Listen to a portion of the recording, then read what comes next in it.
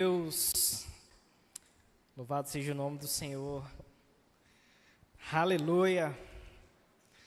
O Senhor é bom, amém? O Senhor é bondoso para conosco e a misericórdia dele se renova a cada dia, aleluia. Quero compartilhar um pouco daquilo que o Senhor tem falado comigo nesses dias, nesse tempo, sobre aonde você está. Aonde você está? Abra comigo no livro de João, capítulo 1. Nós vamos ler algumas referências. João, capítulo 1. Aleluia, Jesus. Versículo 9. João, capítulo 1, versículo 9. Diz o seguinte: aquele que é a verdadeira luz, que ilumina a todos, estava chegando ao mundo. Veio ao mundo que ele criou, mas o mundo não o reconheceu. Veio a seu próprio povo, e eles o rejeitaram. Mas a todos que creram nele e o aceitaram, ele deu o direito de se tornarem filhos de Deus. Estes não nasceram segundo a ordem natural, nem como resultado da paixão ou da vontade humana, mas nasceram de Deus. Assim, a palavra se tornou ser humano, carne e osso, e habitou entre nós. Ele era cheio de graça e verdade, e vimos sua glória, a glória do Filho único do Pai. Feche seus olhos. Pai, eis a tua palavra, Jesus. Eis a tua palavra revelada. Tua palavra diz que o Verbo se fez carne. O Verbo que habitou entre nós se fez carne, se fez humano, para que nós tivéssemos vida, Jesus. Obrigado, Senhor. Obrigado pelo privilégio de compartilhar a tua palavra. Obrigado porque o Senhor é cheio de graça e de misericórdia. A tua misericórdia, Jesus, que nos alcança todos os dias, Senhor. Ensina-nos, Jesus, a sermos gratos a cada dia, Pai, para glorificar o teu nome, Senhor. E hoje, Senhor, eu te peço nada além da tua presença nesse lugar. A tua presença já é real, Jesus. Oh, Deus, obrigado. Obrigado, Jesus. Amém. Aleluia. Aleluia. Em Gênesis, quando o Senhor visita Adão no Éden, logo após ele cometer o pecado de Adão e Eva, o Senhor entra naquele lugar e ele faz uma pergunta para Adão: Adão, onde você está? Onde você está, Adão? Adão se esconde com a sua nudez, envergonhado de ter pecado contra o Senhor.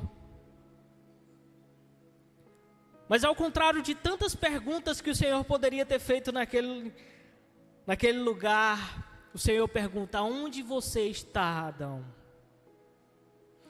Aonde você está que eu não estou te vendo? E eu quero trazer para mim e para você é que o Senhor quer nos levar a um lugar onde Ele está, a um lugar de habitação onde Ele habita.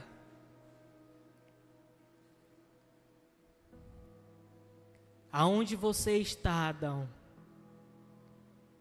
Sabe, acerca dos evangelhos, quando o Senhor se encontrava com as pessoas, a pergunta que o Senhor mais fazia era: o que você quer que eu te faça? O que você deseja que eu faça para você? O Senhor sabia da necessidade daquelas pessoas que iam ao seu encontro, mas Ele queria saber dele: o que você espera que eu faça por você? O que você deseja? Sabe, o Senhor quer nos levar a um lugar de contemplação, de adoração e de rendição a Ele. E o que eu tenho aprendido nesses dias é: aonde eu poderia estar, Senhor? Qual lugar o Senhor deseja que eu poderia estar?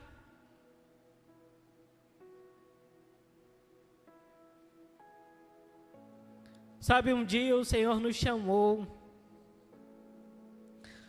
O Senhor nos chamou do privilégio para conhecê-lo.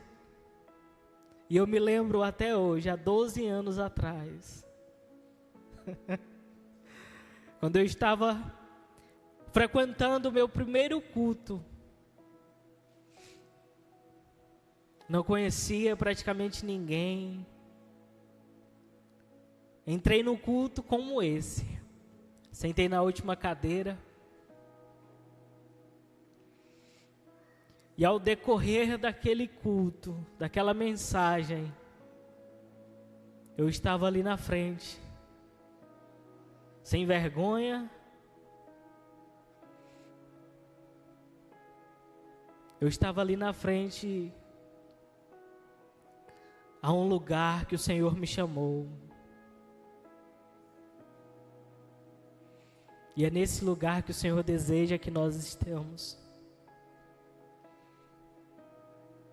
Naquele dia, eu entreguei minha vida para o Senhor, no meu primeiro culto. De lá para cá, pela misericórdia dEle, eu sempre estive alinhado, ou tentado estar alinhado com a vontade dEle.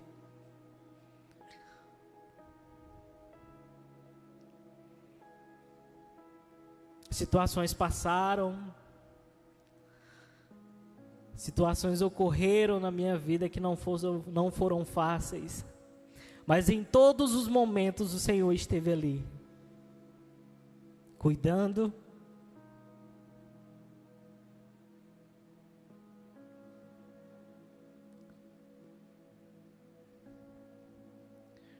então o Senhor chega para Adão: Adão, aonde você está? Não com julgamentos, não com perguntas que não foi necessárias. Adão, você não está no lugar onde eu te coloquei.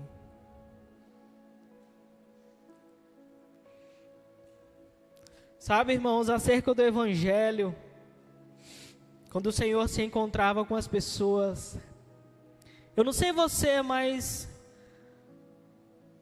o que o Senhor tinha de tão interessante que cativava aquelas pessoas? O que o Senhor tinha de especial que carregavam aquelas pessoas? Que elas tentavam ir ao seu encontro, onde Ele chamava: venha, venha. Aqueles discípulos não pensaram duas vezes quando Ele chamava.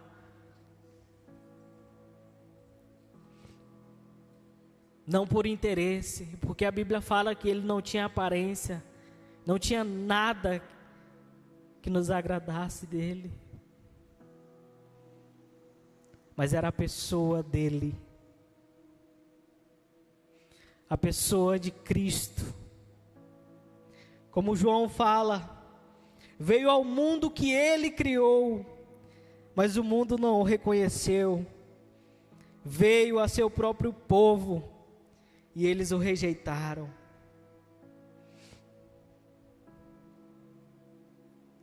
Ele era cheio de graça e verdade. O que o Senhor tinha?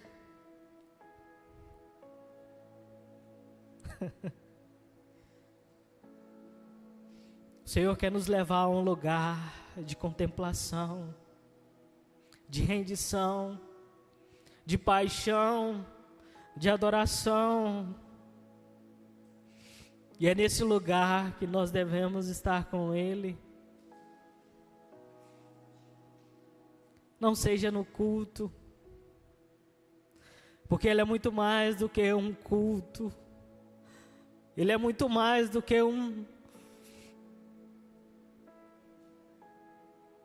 Ele é muito mais.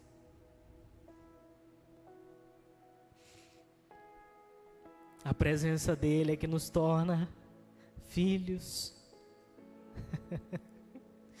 Filhos.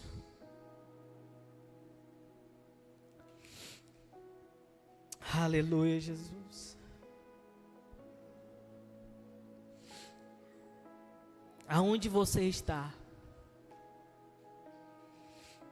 Aonde você está? Eu não estou dizendo que você siga um protocolo de domingo a domingo, de participarmos de um culto, de participarmos de uma célula. Sim, essas coisas são interessantes. E sim, essas coisas são necessárias. Mas não inibe a presença. Porque nós adoramos a um Deus relacional. Eu posso passar horas e horas falando sobre Ele, falando o que Ele fez na minha vida. Mas se você não tiver uma experiência com Ele, nada vai mudar na sua vida. Porque quem muda nós é Ele, é a presença dEle. Em Isaías, quando ele tem uma revelação, quando ele tem uma experiência com o Senhor, ele vê o trono dos céus, o trono de contemplação. Ele fala: ai de mim, Senhor, que sou um homem impuro e habito no meio de pessoas impuras. Ai de mim que vi o Senhor dos exércitos. Quem sou eu?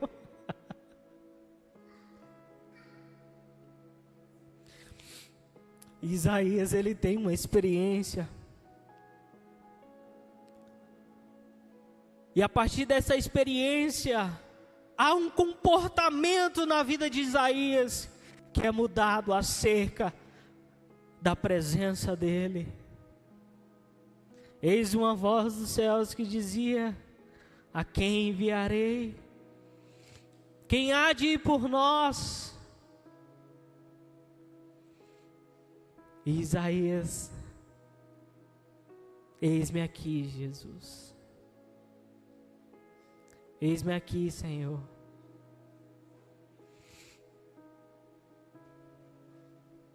Isaías tem uma revelação dos céus,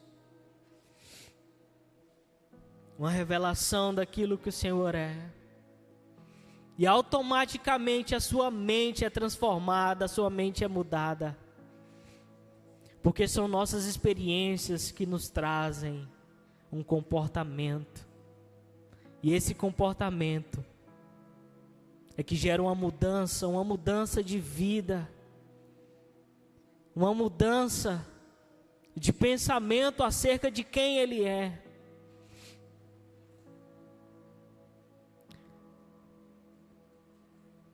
Sabe, o Senhor fez essa pergunta: quem eles dizem que eu sou? Quem eles dizem que eu sou, Pedro? E Pedro responde: uns falam que tu és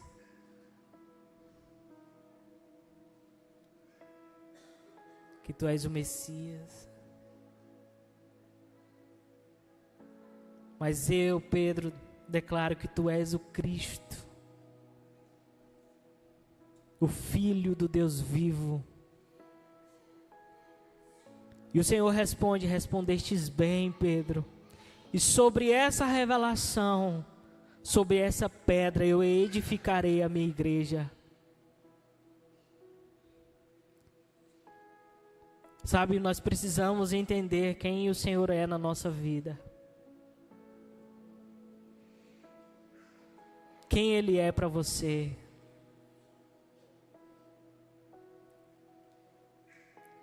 Não apenas por interesse, não apenas pelaquilo que Ele pode nos oferecer, mas aquilo que Ele é na sua essência.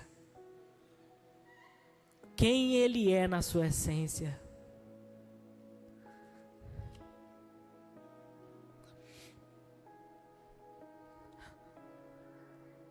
Sabe, o maior mandamento que o Senhor deixou para todos nós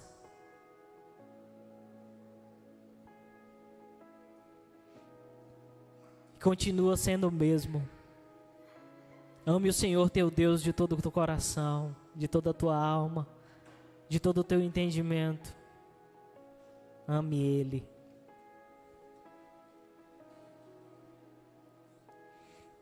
A partir de um entendimento de amor, a partir do entendimento da revelação de quem Ele é, todas as coisas se tornam fúteis ao nosso redor. Por quê? Porque nós estamos alinhados com Ele. Os planos dele são maiores que os nossos. Sabe uma experiência que eu tive há cerca de mais ou menos 1 ano atrás, antes do casamento.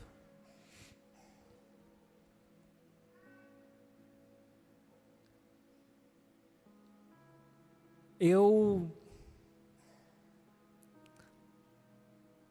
me apegava, eu sou um cara que planeja muito. Eu planejo todas as coisas que eu irei fazer. Só que no casamento eu pude perceber que não dependia de mim. E eu durei para entender isso, que não dependesse de mim. Eu poderia fazer tantos planos, isso aqui vai dar certo. Isso aqui, eu vou conseguir fazer isso aqui, eu vou conseguir. Mas durante o casamento eu pude entender que não era sobre mim. Era sobre um plano muito maior que Ele queria fazer na minha vida. E de certa forma eu estava atrasando o Senhor, porque eu queria controlar tudo. Tudo estava ao meu controle. As coisas que deveria fazer. Mas eu pude entender que não era sobre mim. E um dia eu fiz essa oração: Senhor, eu te entrego. Eu te entrego os meus planos, eu te entrego esse casamento. Eu te entrego, Senhor, porque não depende de mim. E o Senhor fez infinitamente mais daquilo que eu esperei, daquilo que eu planejei. Porque o Senhor é isso. Ele nos surpreende. E o Senhor quer nos levar a esse lugar de dependência. Lugar de dependência dEle. porque não é sobre a nossa força, não é sobre aquilo que nós fazemos, não é sobre aquilo que nós podemos oferecer para Ele, mas é uma vida de devoção a Ele. E o que eu tenho entendido nesses tempos é aonde eu devo estar nesse lugar. Nós temos ouvido tantas coisas nesse mundo, guerras, pessoas que maltratam seu próximo.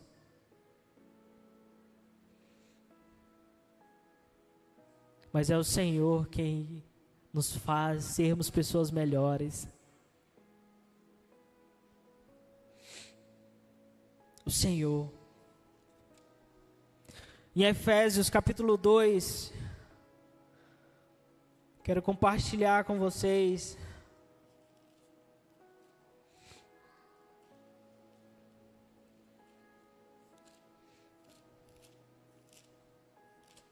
Efésios capítulo 2 diz o seguinte: vocês estavam mortos por causa de sua desobediência e de seus muitos pecados, nos quais costumavam viver, como o resto do mundo, obedecendo ao comandante dos poderes do mundo invisível. Ele é o Espírito que opera no coração dos que se recusam a obedecer. Todos nós vivíamos desse modo, seguindo os desejos ardentes e as inclinações da nossa natureza humana. Éramos, por natureza, merecedores da ira de Deus, como os demais. Mas Deus é tão rico em misericórdia e nos amou tanto, que embora estivéssemos mortos por causa de nossos pecados, Ele nos deu vida, juntamente com Cristo, e pela graça que vocês são salvos, pois Ele nos ressuscitou com Cristo, e nos fez sentar com Ele nos domínios celestiais, porque agora estamos em Cristo.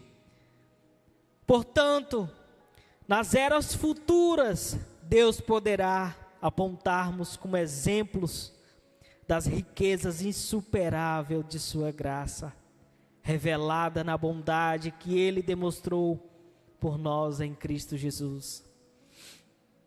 Nós éramos essas pessoas, estávamos mortos nos nossos pecados, estávamos inclinados à morte eterna, mas Ele nos resgatou e nos trouxe para a sua maravilhosa luz. A luz que ilumina o mundo, que ilumina a todos.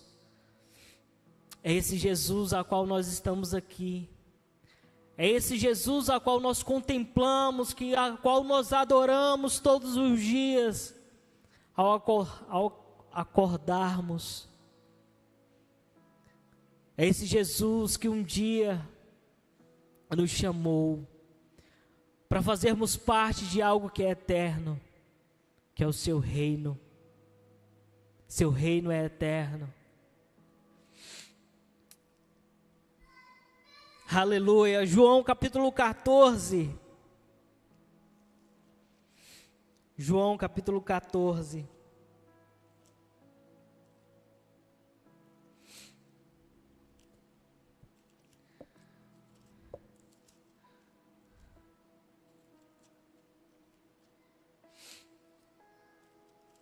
Aleluia, Jesus. João 14, versículo 1. Não deixe que seu coração fique aflito. Creia em Deus, creia também em mim. Na casa de meu pai há muitas moradas. Se não fosse assim, eu lhes teria dito: vou preparar um lugar para vocês.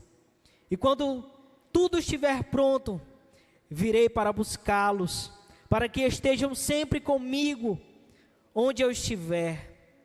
Vocês conhecem o caminho para onde eu vou. Não sabemos para onde o Senhor vai, disse Tomé. Como podemos conhecer o caminho? Jesus disse: eu sou o caminho, a verdade e a vida. Ninguém pode vir ao Pai senão por mim. Se vocês realmente me conhecem, saberia quem é o meu Pai. Mas de agora em diante vão conhecer e ver o Pai. Filipe disse: Senhor, mostra-nos o Pai, e ficaremos satisfeitos. Jesus respondeu: Filipe, estive com vocês todo esse tempo, e vocês ainda não sabem quem sou eu? Quem me vê, vê o Pai. Então por que me pede para mostrar o Pai? Você não crê que eu estou no Pai e o Pai está em mim? As palavras que eu digo não são minhas, mas de meu Pai, que permanecem em mim e realiza suas obras por meu intermédio. Aleluia. Jesus começa falando que iria preparar um caminho, ia preparar um lugar de habitação. No contexto histórico, o Senhor estava falando para judeus naquela época. E os judeus entendiam essa palavra como um casamento. Porque um casamento judeu representava muito bem essa história. Para quem não sabe, o casamento judeu, ele era feito da seguinte maneira: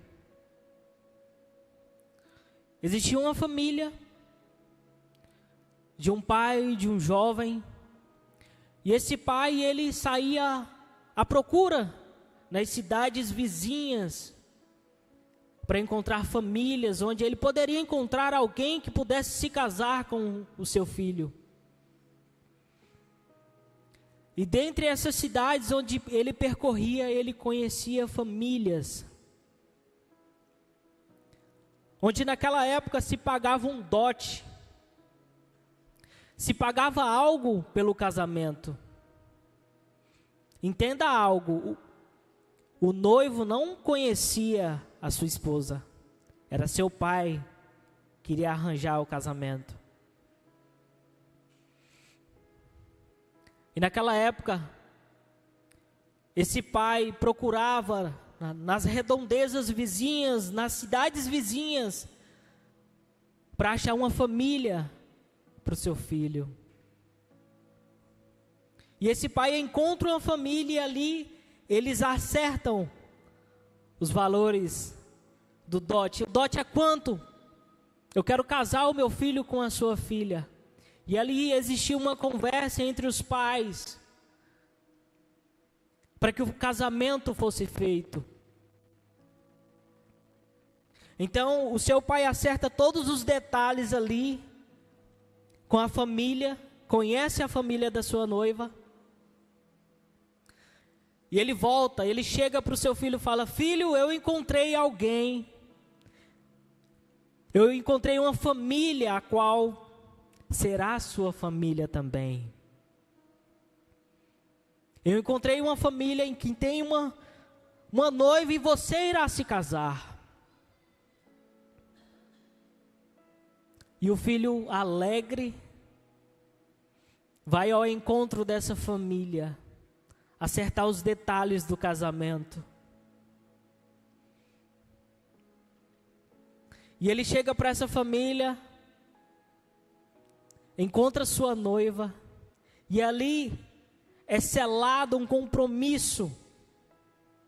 Eles assinam um termo de noivado. Mas eles não se casam ainda.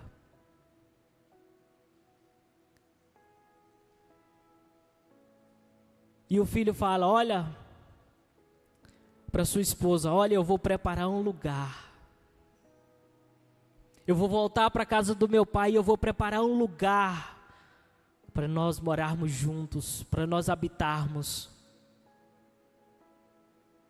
Você espera.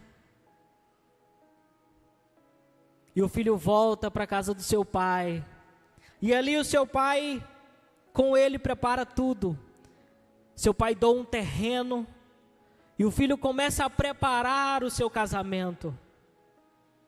E a noiva, o que a noiva faz no decorrer desse processo?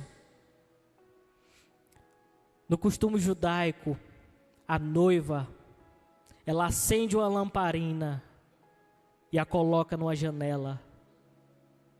Qual a função da noiva? Não deixar que aquele fogo se apague, até que o seu noivo volte. E naquela cidade, todos que passavam pelaquela casa viam aquela lamparina acesa. E ali eles já entendiam, ali está uma noiva, esperando o noivo para o seu casamento. E o Senhor espera de nós essa noiva. E o filho volta, o filho prepara todo aquele ambiente e ele volta. Eu vou buscar a minha noiva, a minha amada. Eu vou buscar ela e vou levar ela para esse lugar que eu preparei. E ele chega naquele lugar, fala: meu amor, cheguei. Chegou a hora. Chegou a hora de nós selarmos o nosso casamento. O dote foi pago. O preço foi pago. E automaticamente a noiva vai até a sua janela e apaga a lamparina, porque o noivo chegou. O noivo chegou. Há 2000 anos atrás, o Senhor pagou um alto preço. O Senhor pagou um dote, um preço de sangue na cruz do Calvário, para que nós tivéssemos vida. E naquele Calvário ele diz: está consumado, está selado. E ali nasce a noiva.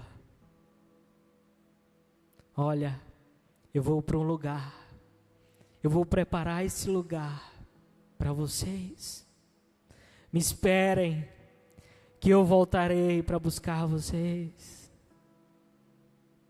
E qual a nossa função como a noiva do Senhor? Mantermos a lamparina acesa, a chama acesa, a chama do Senhor acesa no nosso coração.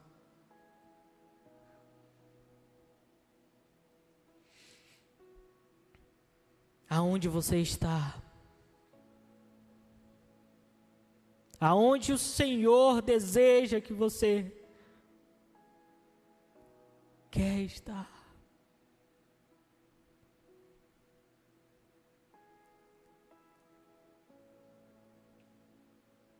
É nesse lugar que Ele deseja.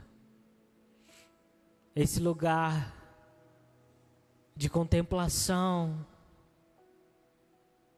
de rendição, porque o preço foi pago.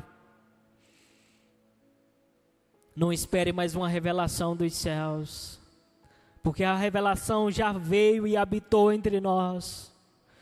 E Ele já era cheio de graça e de verdade. Não há outro evangelho,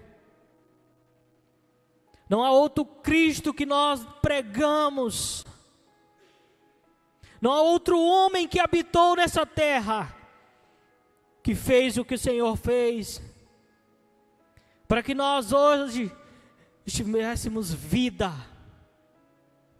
vida, a vida do Senhor em nós.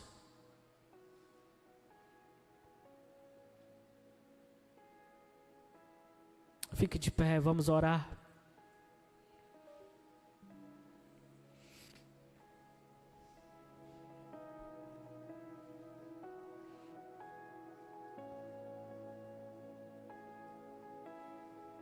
Feche seus olhos.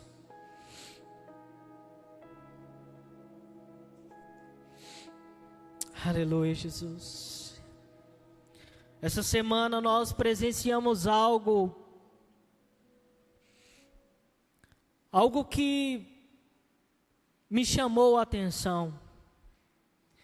Essa semana nós presenciamos algo onde pessoas foram à lua mais uma vez. E diferentemente de outras vezes onde essas pessoas foram, me chamou a atenção a declaração de uma daquelas pessoas que estavam ali naquela nave,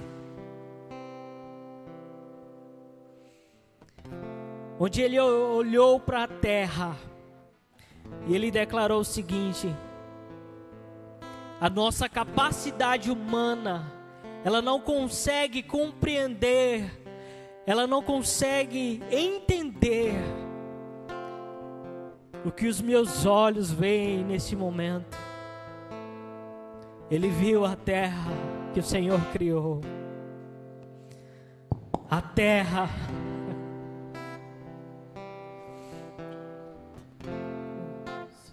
nós não temos essa capacidade, Jesus, de entender aquilo que o Senhor um dia fez por nós, que é se entregar, que é entregar sua própria vida, para que nós pudéssemos participar daquilo que o Senhor tem preparado para nós. É esse lugar que o Senhor tem preparado, esse lugar de habitação, esse lugar de desejo, de contemplação, de fascinação por Ele. É em Ti, Jesus, é em Ti, Senhor. Sabe, não existe um poder nessa terra, não existe um poder sobre os céus que pode parar o que o Senhor fez. Toda autoridade foi dada a Ele nos céus e na terra. É a Ele que nós adoramos, é a Ele que nós contemplamos. Não é sobre um culto, não é sobre aquilo que nós fazemos, mas é sobre Ele. É sobre Ele, é a pessoa de quem Ele é. E é nesse lugar aonde você se encontra, aonde você está. O Senhor um dia te chamou para fazer algo infinitamente mais daquilo que você espera e pensa. Infinitamente mais, porque Ele tem mais, Ele tem mais, Ele tem mais para todos nós. A experiência de hoje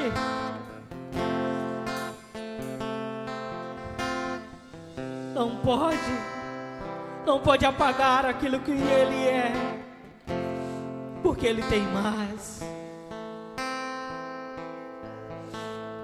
Senhor, obrigado, Jesus, pela Tua palavra. Obrigado, Senhor, pela Tua presença, Jesus. Onde eu quero estar. Obrigado, Pai, porque Tu és santo. Não há outro lugar do que em Teu amor. Tu és santo. Em Teu amor. Não há outro lugar. Tu és santo, Jesus. Onde eu quero estar. É nesse lugar, Jesus. O preço foi pago, o preço de sangue, que é essa chama, Jesus, não se apague. No decorrer dos anos, Jesus, Eu quero mais de ti, Deus. Acende o fogo. acende, Jesus, Quem não resiste, essa chama. nem controlarei. Eu quero mais de ti, Deus. Queremos mais, Senhor. Aleluia, aleluia, Jesus. Tu és santo, santo, santo. Não há outro lugar onde eu quero estar. Não há outro lugar que em teu amor, em teu amor. Não há outro lugar onde eu quero estar. Não há outro lugar que em teu amor, em teu amor. Acende um fogo em meu coração e não resistirei, não controlarei. Eu quero mais de ti, Deus. Eu quero mais de ti, Deus. Acende um fogo em meu coração que eu não resistirei, não controlarei. Eu quero mais de ti,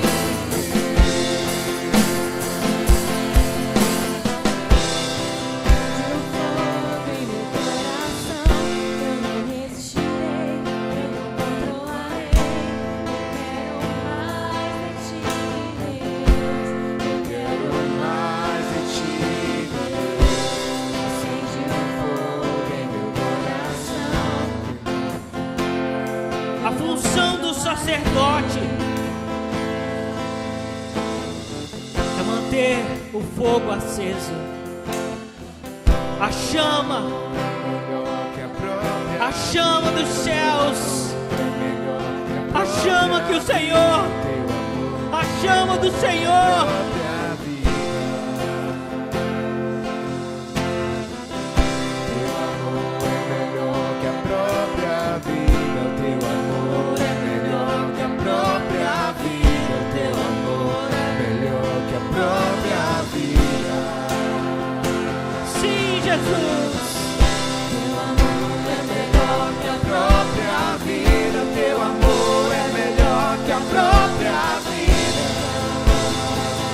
Que a própria vida. Teu amor é melhor que a própria vida. Teu amor é melhor que a própria vida. Teu amor é melhor que a própria vida. Acende um fogo em meu coração, eu não resistirei, não controlarei. Eu quero mais de ti, eu quero mais de ti. Acende um fogo em meu coração, eu não resistirei, não controlarei. Eu quero mais de ti, Deus. Eu quero mais de ti,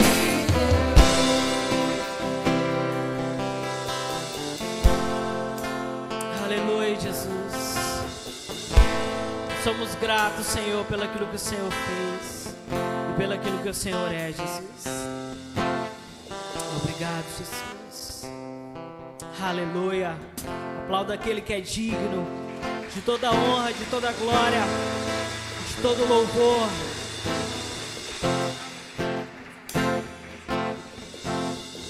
Aleluia. Quero chamar